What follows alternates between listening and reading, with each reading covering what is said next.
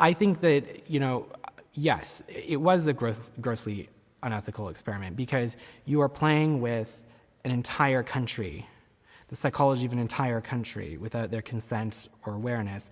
And not only are you playing with the psychology of an entire nation, you're playing with the psychology of an entire nation in the context of the democratic process.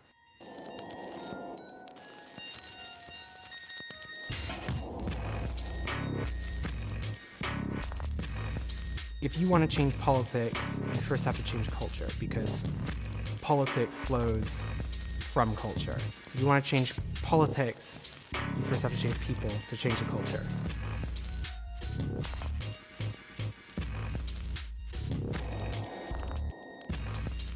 Yeah, so we would know what kinds of messaging you would be susceptible to, including the framing of it, the topics, the content, the tone, whether it's scary or not, that kind of thing.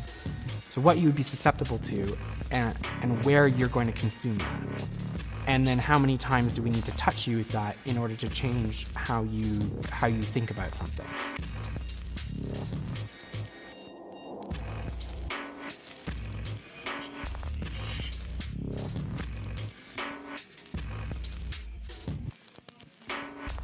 He's been called a street fighter and the most dangerous man in American politics. You argue for your freedom and they call you a xenophobe. You argue for your country and they call you a racist. I like Mr. Bannon. He's a friend of mine. He's a good man. He is not a racist, I can tell you that. He's a good person. Look at who he's put in charge of his campaign. Stephen Bannon, the head of a right-wing website called Breitbart.com. Breitbart embraces ideas on the extremist fringe of the conservative right. Let them call you racist. Let them call you xenophobes. Let them call you nativist. Wear it as a badge of honor.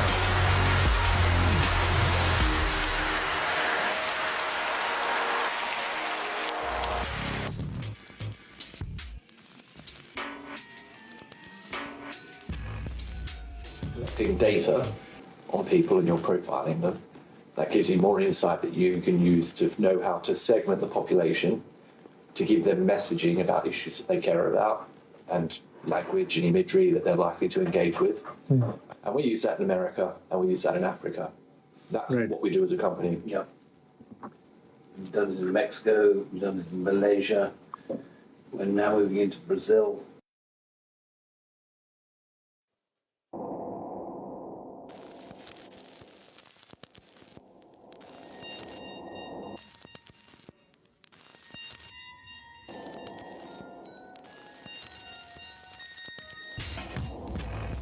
We have rebranded the entire party twice, written their manifesto, done 2 rounds of 50,000 surveys. Huge amounts of research, analysis, messaging.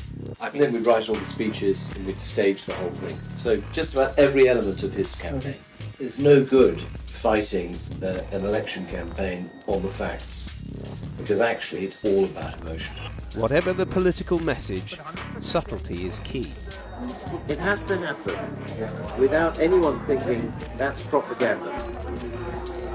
Because the moment you think that's propaganda, the next question is, who's put that out? Yes.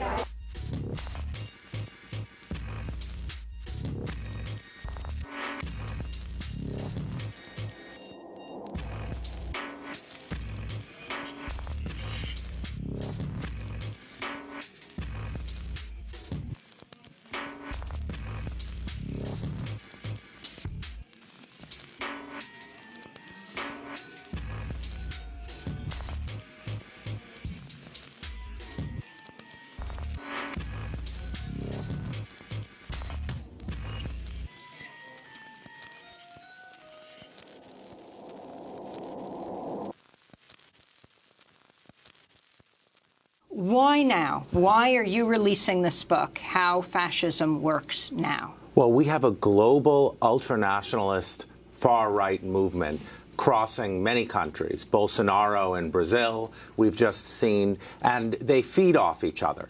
So I think right now it's very important to make people aware of the features of fascism. The 10 pillars of fascism, what are they? The 10 pillars of fascism are, number one, a mythic past, a great mythic past. Que época maravilhosa, você podia ir para a rua com segurança, a tua família era respeitada, o policial era policial. Que você moral tem para falar em democracia? Nós não tem moral nenhuma. Democracia e liberdade tinha, sim, presidente, subtenente, Gonzaga, no período militar. Hoje nós vivemos presos dentro de casa. Number two, propaganda. There's a certain kind of fascist propaganda where everything is inverted. The news is the fake news. Anti-corruption is corruption. Mais fake news da Folha de São Paulo. Mentira! Nunca falei isso, mas uma covardia dessa imprensa suja. So three, anti-intellectualism. As Steve Bannon said, it's emotion, rage gets people to the polls. We got elected on lock her up and build the wall. Hitler in Mein Kampf says, you want your propaganda to appeal to the least educated people. Number four, unreality. You have to smash truth. So reason gets replaced by conspiracy theories.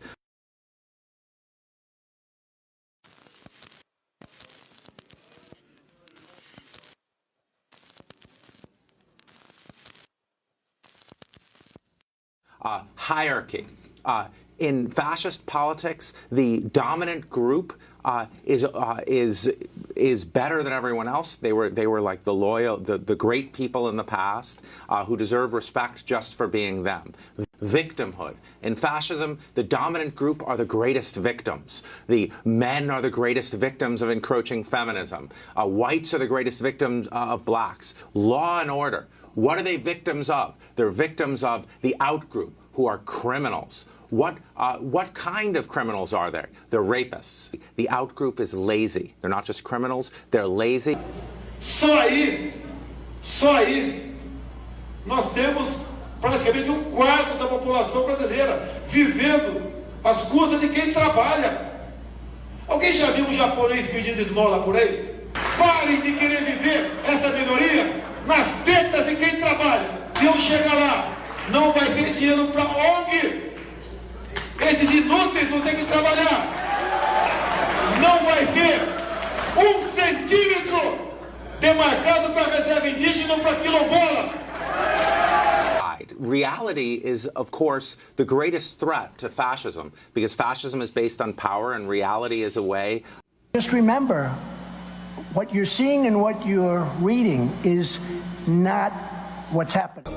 Eu incomodo que minha arma é a verdade.